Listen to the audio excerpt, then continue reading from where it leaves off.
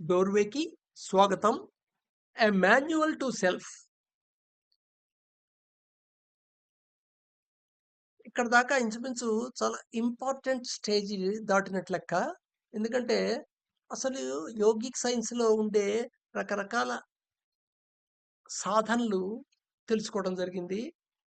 So, వాటిని ఒక systematic వేలో కాన్స్టెంట్‌గా అటెంప్ట్ చేస్తూనే ఉండాలి. రెగ్యులర్‌గా చేయడానికి ప్రయత్నం చేస్తుండాలి. కాన్స్టెంట్‌గా అటెంప్ట్ చేస్తుండాలి. ఆ! నచ్చినవి చేయడం, నచ్చనివి మానేయటం లాగా కాకుండా అసలు వాటి రిజల్ట్ ఏదో గురించి తాపత్రయపడకుండా వాటి సాధన చేస్తుంటే ఆటోమేటిక్‌గా ఫర్దర్ హయ్యర్ యోగాకి నీ యొక్క మైండ్ అండ్ బాడీ సిద్ధం అవుతుంది. సో, ఇక్కడ యమ, నియమ, ఆసన, ప్రాణాయామ వీటన్నిటిని కలిపి ప్రాణాయామే అంటారు అష్టాంగ మార్గంలో నిజానికి. సో, ఈ స్టేజ్‌కి తీసుకొస్తుంటాం. దీనికి చాలా ఇంపార్టెంట్ ఒక ఏమిటాయంటే food correction methods, sleep correcting methods, breathing correcting method, ఆ! అండ్ డ్రిఫ్ట్ వాచింగ్ తర్వాత refining exercises, sensitivity increasing exercises, ఆసనాలు, సూర్య నమస్కారాలు, ignorance rectification practice, preliminary awareness increasing practices, advanced awareness increasing practices, at the same time drift watching మటుకు అలా continue అవుతూనే ఉండాలి. ఎందుకంటే డ్రిఫ్ట్ వాచింగ్ యొక్క రిజల్ట్స్‌ని బట్టి కరెక్ట్ మెథడ్స్ కొన్ని మనం ఇంప్లిమెంట్ చేస్తామని చెప్పాం. సో, ఆ కరెక్ట్ మెథడ్స్ ఇప్పుడు చెప్పేసే కంటే మీరు ఒక అనాలిసిస్ చేసుకొని ఒక రిపోర్ట్ ఫార్మ్ చేసుకునే స్టేజ్ వచ్చిన తర్వాత చెప్దామని వాటిని పోస్ట్‌పోన్ చేయడం జరిగింది. యాక్చువల్‌గా అయితే ఇప్పుడు కరెక్ట్ మెథడ్స్ చెప్పాలి. బట్ కానీ కరెక్ట్ మెథడ్స్ చెప్పే ముందు కొన్ని యూనివర్సల్ లాస్‌ని చూద్దాం. ఈ యూనివర్సల్‌గా మన యొక్క అబ్జర్వేషన్‌లో యూనివర్స్ ఈ ఈ లా ఈ నియమం ప్రకారంగా జరుగుతోంది అనిపిస్తుంటాయే అలాంటి లాస్ అనమాట. సో, ఏమిటి ఆ లాసు? ఈ లా ఒక్కొక్క దాన్ని కూడా డ్రిఫ్ట్ వాచింగ్ కింద వాడొచ్చు. సో, ఫస్ట్ లా తీసుకుందాం. Law of divine wholeness. Law of divine wholeness. పరిపూర్ణమైన దైవత్వంకి సంబంధించిన లా అనమాట. Everything is inter connected. మనకి ఈ టోటల్ యూనివర్స్‌లో తీసుకుంటే టోటల్ ఈ ప్రపంచంలో మెటీరియల్ ఉన్నాయి. నాన్ మెటీరియల్ ఉన్నాయి. మెటీరియల్ థింగ్స్ అంటే మనం what we call referred as matter. మ్యాటర్‌ని ఎలా గుర్తుపడతాం? దేనికైతే మాస్ ద్రవ్యరాశి ఉంటుందో, దేనికైతే ఘనపరిమాణం ఉంటుందో, వాల్యూమ్ ఉంటుందో అది మ్యాటర్. ద్రవ్యరాశి గాని, ఘనపరిమాణం గాని లేకపోయినా, రెండూ లేకపోయినా అది నాన్ మ్యాటర్. ఇప్పుడు సపోజ్ ఓ చెక్క పీస్ తీసుకున్నాం అనుకోండి అది మ్యాటర్. ఓ రాయి తీసుకున్నాం అనుకోండి అదొక మ్యాటర్. మనం కూడా మ్యాటరే. ఎందుకంటే మనకి ద్రవ్యరాశి ఉంది కదా! ఉదాహరణకి నేను తీసుకుంటే 60 కేజీలు ఉంటాను. నేను కొంత వాల్యూమ్‌ని ఆక్యుపై చేస్తాను స్పేస్‌లో. నా నీడ నాన్ మ్యాటర్. సో, ఈ ప్రపంచంలో అలాగే ఎంప్టీనెస్, వాయిడ్ నాన్ మ్యాటర్ అది. సో, కొన్ని మెటీరియల్ ఉన్నాయి. నాన్ మెటీరియల్ థింగ్స్ ఉన్నాయి. But everything is inter connected. ఇక్కడ మెటీరియల్‌తో కనెక్షన్ ఉంటుంది. మెటల్‌తో కనెక్ట్ ఉంది. నాన్ మెటీరియల్‌తో కూడా కనెక్షన్ ఉంటుంది. ప్రతీదీ కనెక్టెడ్‌గా ఉంటుంటాయి. వాటి మీద ఒకదాని మీద ఒకటి ఇంటర్‌ప్లే కూడా జరుగుతూ ఉంటాయి. మనం ఆ ఇంటర్ కనెక్టెడ్‌నెస్ ఎంత వరకు చూడగలుగుతున్నాం?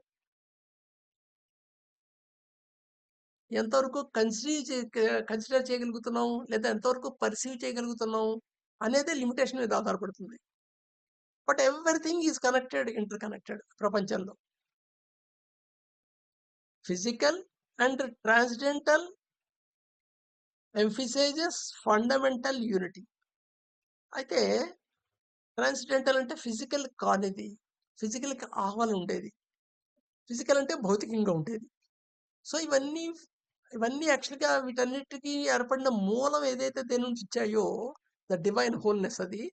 ఆ డివైన్ హోల్‌నెస్ మటుకు సేమే. ఒక రకంగా చెప్పాలంటే ఎనర్జీ అనొచ్చు. ఎనర్జీయే మాస్ రూపంలో ఉంది. ఎనర్జీ కింద రకరకాల రూపాల్లో కూడా ఉంటుంది. ఎనర్జీ నాన్ మ్యాటర్ మెటీరియల్ అని చెప్పొచ్చు. బట్ కానీ ఎనర్జీ మాస్ కింద అపీర్ అయినప్పుడు ఎనర్జీ మాస్ కింద అపీర్ అవ్వడం ఏమిటి అంటే మన ఐన్‌స్టీన్ సూత్రం గుర్తొచ్చుకొస్తే తెలుస్తుంది. E is equal to MC square అని చెప్పాడు కదా! సో ఈ అనేది ఎనర్జీ, ఎం అంటే మాస్, సి స్క్వేర్ అనేది కాంతి వేగం. So M is equal to అంటే ఏమిటి? ఈ బై సి స్క్వేర్ అవుతుంది. అంటే మ్యా ద్రవ్యరాశి కొంత పోయినప్పుడు, నాశనం కనబడకపోయినప్పుడు అది ఎనర్జీ కింద రూపాంతరం అవుతుంది. ఎనర్జీ ఎక్కడైనా అపియర్ అవుతుంది, మాస్ కింద అపియర్ అవుతూ ఉంటుంది. సో మాస్ అండ్ ఎనర్జీ అనేది రెండు ఒకటే అనమాట, ఒక రకంగా చెప్పాలంటే. సో అది మాట అద్వైతం యూనిటీ, ఫండమెంటల్ యూనిటీ అది. ఆ ఫండమెంటల్ యూనిటీ ఏదైతే అది. Separation is illusion. సెపరేషన్ అనేది ఒక ఇల్యూషన్. ఎందుకు సెపరేషన్ అంటే నువ్వు దాని యొక్క అట్రిబ్యూట్స్ బట్టి, దాని యొక్క ఫామ్‌లో ఉండే తేడాలు బట్టి, ఫామ్‌కు ఉండే ఆకారాల తేడాలు బట్టి, ఫామ్ యొక్క రకాలు బట్టి నువ్వు సెపరేట్ అని ఫీల్ అవుతుంటావు గానీ నిజంగా సెపరేట్ కాదు. అన్నీ ఒకటే. నువ్వు ఏ డైమెన్షన్‌లో చూస్తున్నావు, ఏ లెవెల్‌లో దాన్ని కన్సిడర్ చేస్తున్నావు అనే దాని మీద ఆధారపడుతుంటుంది.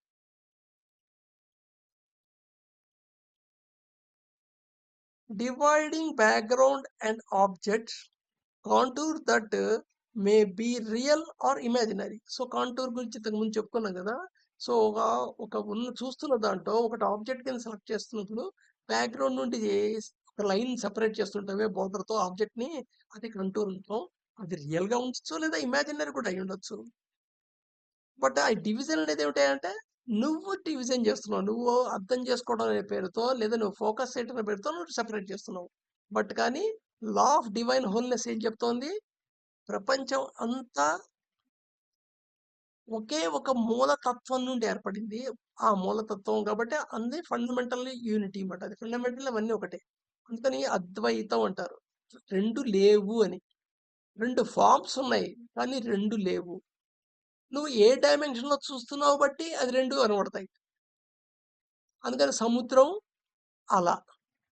సముద్రం నుండి అలలు ఏర్పడ్డాయి. అలలు వేరు, సముద్రం వేరు అనిపిస్తుంది. కానీ సముద్రంలో ఉన్నదంతా వాటరే. ఆ వాటరే ఒక పర్టిక్యులర్ ఫామ్ సంతరించుకుంటే, ఒక రకమైన రూపం సంతరించుకుంటే అది అల అయింది.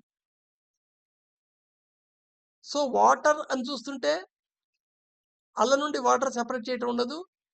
ఓషన్‌లో ఉన్నది వాటరే, అలలో ఉన్నది వాటరే. సో దేర్‌ఫోర్ నువ్వు ఏ ఫండమెంటల్ యూనిట్ చూసుకుంటున్నావు దాన్ని బట్టి అది అద్వైత అంటే. So law of divine wholeness అంటే ఈ ఎంటైర్ యూనివర్స్ ఏదైతే ఉందో ఈ కంప్లీట్ ఇదంతా ఇంచుమించు ఒక ఫండమెంటల్ ఎలిమెంట్ నుండి ఏర్పడింది. ఆ ఎలిమెంట్ ఒకటే ఫండమెంటల్ యూనిటీ, అది ఒకటే సేమే. So law of divine wholeness. రేపు ఇంకో లా చూద్దాం.